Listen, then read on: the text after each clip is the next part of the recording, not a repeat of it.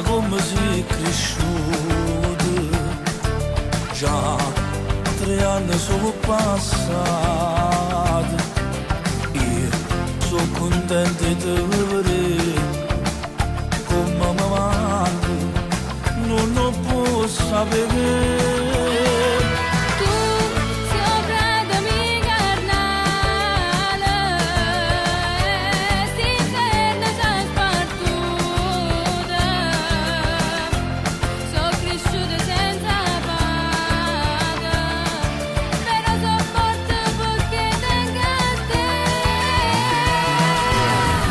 Preoccupare, non ne sento se torna libertà, come sto soffrendo non puoi immaginare, mai so forte non mi arrendo mai, diccelo tu a mamma.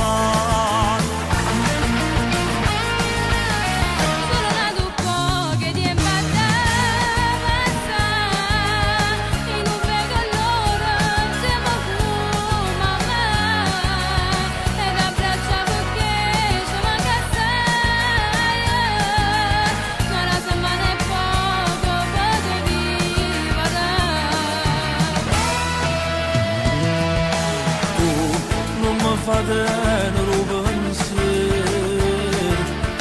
e cerca non fa tarda sera.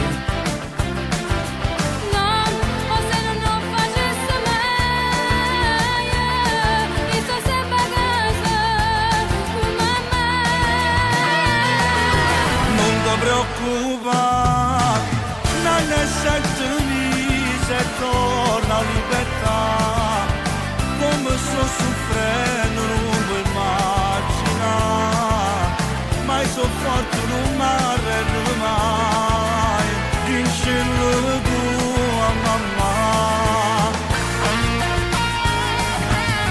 Solo nato poco che ti imbatteva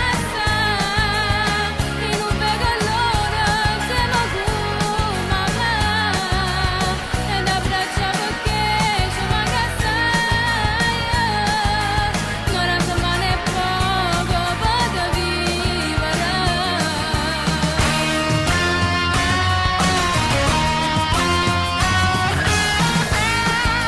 E mo che sono stillato, nato poco che soffro insieme a voi, in questo